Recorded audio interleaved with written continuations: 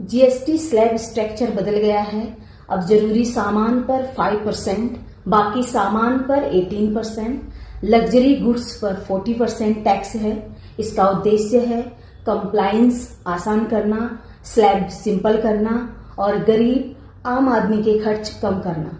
For example, रोटी, दूध, सब्जी कम tax यानी कि 5%, मोबाइल कॉस्मेटिक प्रोडक्ट ज्यादा टैक्स यानी कि 18 to 40%। मैम, एलआईसी पर इसका क्या असर होगा?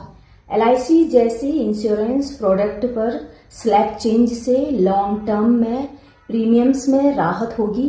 पहले एलआईसी प्रीमियम पर 18% जीएसटी था, अब यह स्लैब में एडजस्ट होगा जिससे हर साल बचत होगी। एग्जाम्पल, अगर एलआईसी प्रीमियम 1 लाख है तो पहले 18% जीएसटी में 18,000 एक्स्ट्रा टैक्स लगता था।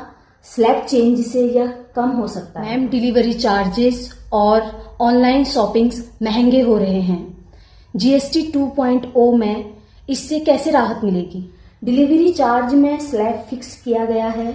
जरूरी डिलीवरी सर्विसेज पर सिर्फ 5% जीएसटी लगेगा। ऑनलाइन शॉपिंग में स्लैब उस प्रोडक्ट कैटेगरी पर निर्भर करेगा। एग्जाम्पल, अमेजन से ग्रोसरी ऑर्डर पर डिलीवरी चार्ज पर 5% जीएसटी लगेगा और लग्जरी आइटम्स पर 18 to 40% जीएसटी लगेगा। मैम, इसका मतलब कि मैं रोटी खरीदने पर सस्ता डिलीवरी पाऊंगी लेकिन ग्रोसरी लेने पर महंगा। दूसरा सवाल है, बिजली, गैस, पेट्रोल, किराना महंगा है। जीएसटी 2.0 से इसमें राहत तब दिखेगी। हेल्थ, एजुकेशन, बुक्स पर जीएसटी रेट कम किया गया है। बिजली, गैस पर स्लैब मेंटेन किया है। पेट्रोल पर सीधे जीएसटी नहीं है, लेकिन क्रूड प्राइस फ्लैक्चुएशंस पर सरकार नियंत्रण रख रही है। किराना में जरूरी सामान पर कम स्लैब हैं, जिससे ग्रोसरी बिल्स पर असर पड़ेगा। एग्जाम्पल, 3,000 इलेक्ट्रिसिटी बिल पर पहले 18% जीएसटी था, अब स्लैब बदलाव से बिल कुछ कम होगा। 2,000 गैस बिल पर भी स्लैब एडजस्टमेंट से कम टैक्स लगेगा। लेकिन मैम, पेट्रोल हर महीने बढ़ता है, हमें रिलीफ कब मिलेगा? पेट्रोल प्राइस ग्लोबल क्रूड पर डिपेंड करता है, लेकिन स्लैब सिंप्लीफाई करने से स्ट्रक्चर ट्रांसपेरेंट होगा और हिडन चार्जेस कम होंगे। मैम, छोटे दुकानदार कहते हैं जीएसटी रिटर्न प्रोसेस मुश्किल है, इससे उनका काम कैसे आसान होगा? हमने स्मॉल बिजनेसेस के लिए जीएसटी रिटर्न प्रोसेस सिंप्लीफाई किया है, ऑटोमेटेड रिफंड दिया है और स्लैब फिक्स किए हैं, जिससे हिडन चार्जेस कम होंगे। अब जीएसटी रिटर्न सिर्फ 10 से 15 पेजेस का होगा। एग्जाम्पल, एक छोटे दुकानदार के मंथली कंप्लायंस कॉस्ट में 30 to 40% की कमी आ सकती है। अगला सवाल, जीएसटी 2.0 के बाद LIC premium, delivery charges, education fees, insurance cost में क्या बदलाव होगा?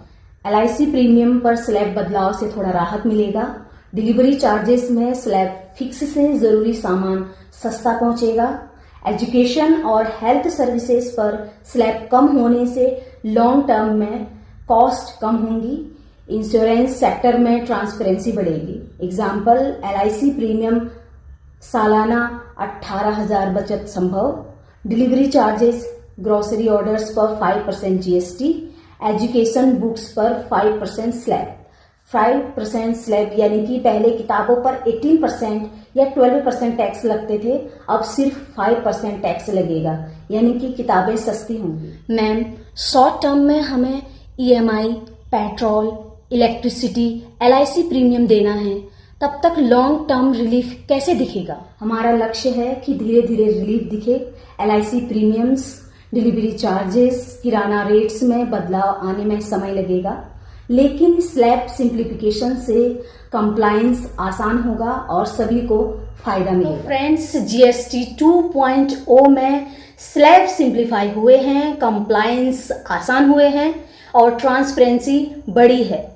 LIC charges, delivery charges, electricity bills, petrol prices, इन सब पर असर आएगा, लेकिन धीरे धीरे।